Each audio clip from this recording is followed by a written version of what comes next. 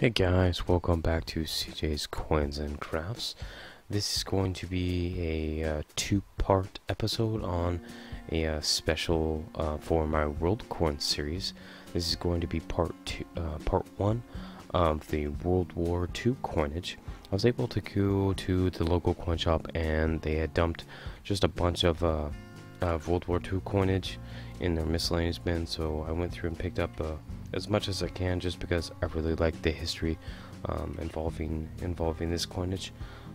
So almost all of these, basically all of these except for this one right here, are all going to be zinc coinage that was made either during the German occupation of other countries or during World War II for Germany itself. So without any further ado, let's jump right in. So this is the first one that I'm going to go over, and this one is a 1 Reich Pfennig. It's got the min mark down at the bottom. All of these German coins will have the denomination in the middle. It'll say Reichs Pfennig, and then in the lower part in between the two oak leaves will be the mint mark. So the mints for the German mint marks is A for Berlin, B for Hanover, D for Munich, E for Moldenhütten, F for Stuttgart, G for Karlsruhe, and J for Hamburg. So any mint marks that we talk about in this episode, those are the ones that we will reference. So this one is from 1938. This is actually pre-World War II, but I include it in this episode because it kind of falls under the same guidelines. So this design was made from 1936 to 1940. There was about 15.4 million minted of these, and this was struck out of bronze. This is the only bronze coin that I have out of this collection. So the next one is a 1941 5 cent. This comes from the country Netherlands.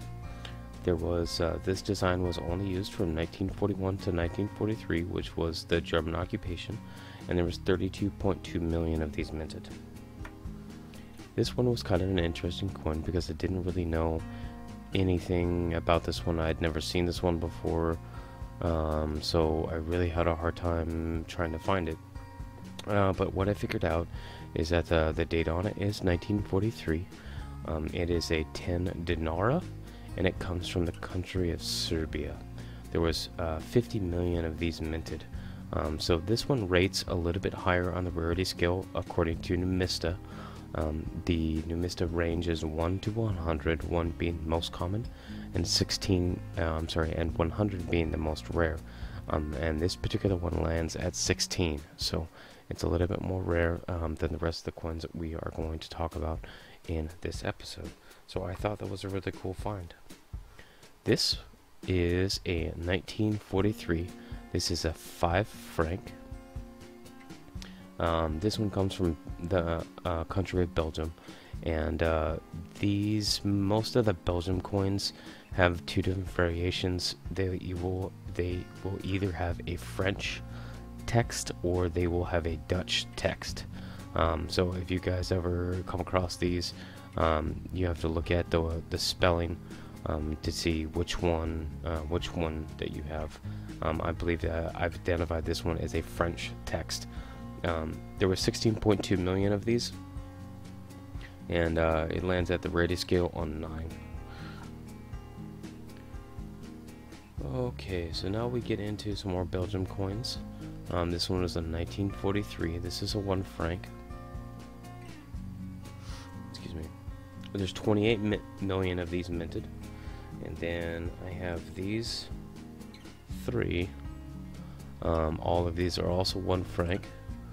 And these are 1944, and there was 24 million of these minted. Now we're going to get into some of the German coinage. So I have these separated out. I've got 10 Pfennig, 5 Pfennig, and 1 Pfennig. So we're going to start with the earliest one, which is 1940, and then go to 1945. So this is the first one. So this is a 1940. This is a 10 Pfennig, and it's got the mint marker down there at the bottom for F. This was minted in Stuttgart, and it was 27 million minted at that mint for that year. These two right here are 1940.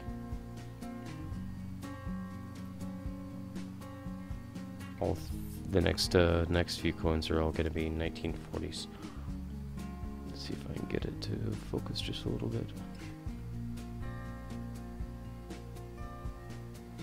One coin at a time, it's saying.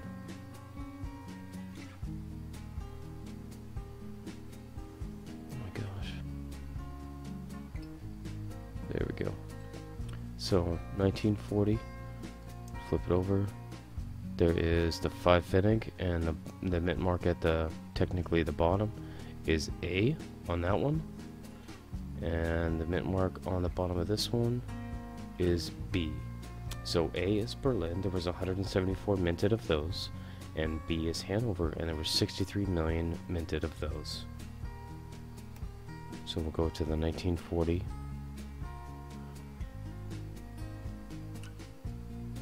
One Pfennig, and it's got a mint mark of D at the bottom, which is Munich, and there's 43.9 million of these minted. Go into 1941. First one is B.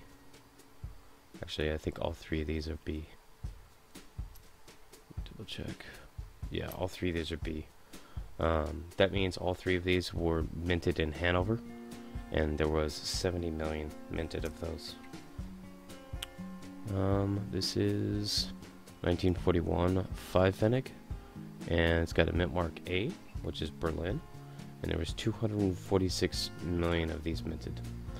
You guys will notice that the mint at Berlin produced a lot more coinage overall than all of the other mints. Okay, now we get into 1942. So I've got 4 coins from 1942 that are all 10 Pfennigs. I have an A. I have an A. I have an F. And I have a G right there. Turn around so you guys can see that. G right at the bottom. So for the 2 A coins that were minted in Berlin, there was 185 million of those minted. The F, which is for Stuttgart, there was 32 million minted of those. And then the G is Karlsruhe, and there was only 20 million minted of those. So that one is one of the lowest mintages that I have for these particular coins.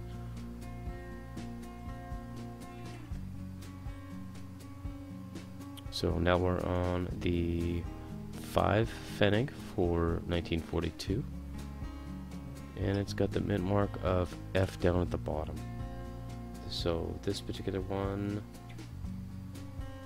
was minted in Stuttgart, and there was 24 million of these minted. So now I am left with just 10 Pfennigs from 1943 to 1945.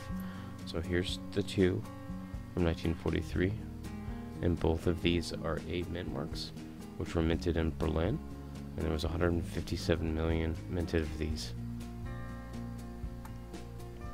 For the last coin in this part, which is part 1 of 2, this is a 1945 10 Pfennig with a mint mark of F, which was a minted in Stuttgart, and there was only 19 million minted of these. So there is a lot of history in this coinage that I have here. So if you guys like what you saw, put comments down in the comment section below. Please like and subscribe if you haven't already, and stay tuned for part 2. Thanks for watching.